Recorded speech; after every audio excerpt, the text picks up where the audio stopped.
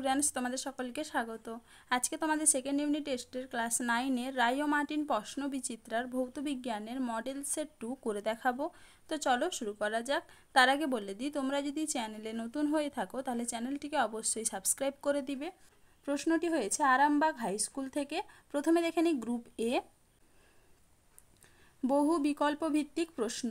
কোনো সম্পূর্ণ দৃঢ় বস্তুর ইয়ং গুণাঙ্কের মান অপশন সি অসীম। পরের প্রশ্ন কি আছে? জলের ওপর জলীয় বাষ্পের পরিবর্তে শুষ্ক বায়ু থাকলে জলের পৃষ্ঠটান উত্তর হবে কি অপশন বি বৃদ্ধি পায়। পরের প্রশ্ন কি আছে? প্রদত্ত কোনটির বিস্তার মাধ্যম তরল নয় উত্তর হবে কি অপশন সি কুয়াশা। কি হবে? কুয়াশা। পরের প্রশ্ন কি আছে? 60 গ্রাম NaOH থেকে 500 মিলিলিটার জলে দ্রবীভূত করলে দ্রবণের গাঢ়ত্ব হবে অপশন ডি 3 মোল পার লিটার। কি হবে? 3 মোল পার লিটার। পরের প্রশ্ন কি আছে? ক্ষারীয় দ্রবণে মিথাইল অরেঞ্জের বর্ণ হলো অপশন বি হলুদ। পরের প্রশ্ন কি আছে? Na2HPO4 এটি হবে কি আম্লিক লবণ উত্তর হবে কি অপশন এ। পরের প্রশ্ন কি আছে? প্রদত্ত কোনটিতে অণুর সংখ্যা সর্বোচ্চ উত্তর হবে কি অপশন বি 2GH2। চলো এবার পরের প্রশ্ন কি আছে? একই ভরবেগে চলমান দুটি বস্তুর গতিশক্তির অনুপাত 4:1 হলে এদের ভরের অনুপাত হবে অপশন ডি 1:4। কি হবে? 1:4। চলো এবারে গ্রুপ বি দেখে নিই। নিম্নলিখিত প্রশ্নগুলির উত্তর দাও। 1 ওয়াট সমান কত আর্ক পার সেকেন্ড উত্তর হবে কি 10⁻7। পরের প্রশ্ন কি আছে? অভিকেন্দ্র বল দ্বারা কৃতকার্য কত হয় উত্তর হবে কি 0। কি হবে? 0। পরের প্রশ্ন কি আছে? কোন শর্তে কৃতকার্যের মান সর্বোচ্চ হয় উত্তর হবে কি যখন বল ও সরণ পরস্পর লম্বভাবে থাকে। চলো এবার পরের প্রশ্ন কি আছে? কার্বন স্কেলে পারমাণবিক ভর নির্ণয়ের সময়ে কার্বনের কোন আইসোটোপটিকে প্রামাণ্য ধরা হয়? দেখে না উত্তরটা এই আইসোটোপটাকে প্রামাণ্য ধরা হয়। পরের প্রশ্ন কি আছে? একটি নন সিস্টেমেটিক অ্যান্টাসিডের নাম লিখো উত্তর হবে কি ম্যাগনেসিয়াম হাইড্রোক্সাইড। পরের প্রশ্ন কি আছে? রয়্যাল ওয়াটার কি?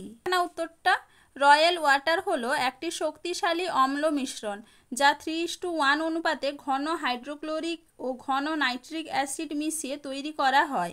এটি সোনা ও প্লাটিনামের মতো মহামূল্যবান ধাতু দ্রবীভূত করতে সক্ষম। দেখে নাও। চলো এবারে পরের প্রশ্ন কি আছে? উষ্ণতা বৃদ্ধিতে দ্রাব্যতা প্রায় একই থাকে এইরূপ একটি লবণের উদাহরণ দাও উত্তর হবে কি NaCl সোডিয়াম ক্লোরাইড। পরের প্রশ্ন কি আছে? একটি তারের বিকৃতি 0.1 এর 2% হলে 10 মিটার দীর্ঘ তারের দৈর্ঘ্য পরিবর্তন কত হবে? দেখে নাও উত্তরটা তোমরা এখান থেকে এইটুকু লিখবে।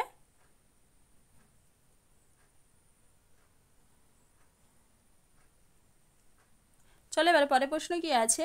কখন কোনো প্রবাহীর প্রবাহ অশান্ত হয় উত্তর হবে কি বেগ বৃদ্ধি পেলে। পরের প্রশ্ন কি আছে? জলের আপেক্ষিক ঘনত্ব 1 হলে এসআইতে জলের ঘনত্ব কত উত্তর হবে কি 1000 কেজি পার মিটার কিউব। দেখে নাও। চলো এবারে গ্রুপ সি দেখে নিই। নিম্নলিখিত প্রশ্নগুলির উত্তর দাও। জলে ভাসমান বরফখণ্ডের আয়তনের 1/11 অংশ জলের উপরে আছে, বরফের ঘনত্ব কত? দেখে নাও উত্তরটা তোমরা। চলো এবারে পরের প্রশ্ন কি আছে? তামা ও সীসা দ্বারা গঠিত একটি সংকর ধাতুর আয়তন ও ভর যথাক্রমে 30 সিসি এবং 320 গ্রাম। তামা ও সীসার আপেক্ষিক ঘনত্ব যথাক্রমে 8.89 এবং 11.37 হলে ধাতুতে বিদ্যমান তামা ও সীসার আয়তন নির্ণয় করো। এটা তোমাদের টেক্সট বইতে আছে, সেখান থেকে তোমরা দেখে নিবে।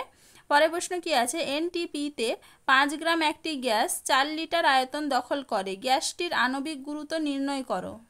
দেখে না উত্তরটা।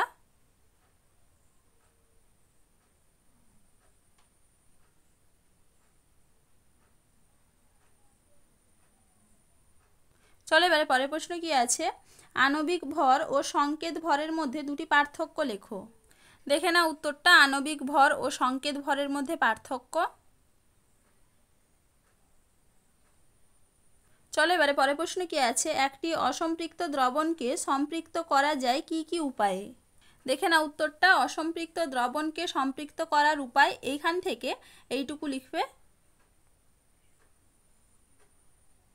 চলো এবারে পরের প্রশ্ন কি আছে, উত্তপ্ত কপারের ওপর দিয়ে নাইট্রিক অ্যাসিড বাষ্প পাঠানো হলো, কি ঘটে সমীকরণ সহ লেখো।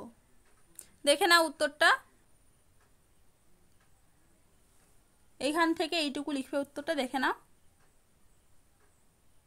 চলো এবার পরের প্রশ্ন কি আছে, শীতল ও লঘু নাইট্রিক অ্যাসিডের সঙ্গে তামার বিক্রিয়ায় কি উৎপন্ন হয়, বিক্রিয়ার সমীকরণ দাও। দেখে নাও উত্তরটা, শীতল ও লঘু নাইট্রিক অ্যাসিডের সঙ্গে তামার বিক্রিয়ায় এই ক্ষেত্রে উৎপন্ন হয় নাইট্রিক অক্সাইড গ্যাস। সমীকরণ দেওয়া আছে, দেখে নাও একটু। চলো এবার পরের প্রশ্নের উত্তরটা তোমাদের টেক্সট বইতে দেওয়া আছে, তোমরা সেখান থেকে একটু দেখে নিবে। তো চলো আজকে এইটুকুই, দেখা হচ্ছে পরের ভিডিওতে। ভিডিওটি ভালো লাগলে লাইক অ্যান্ড সাবস্ক্রাইব করে দিবে।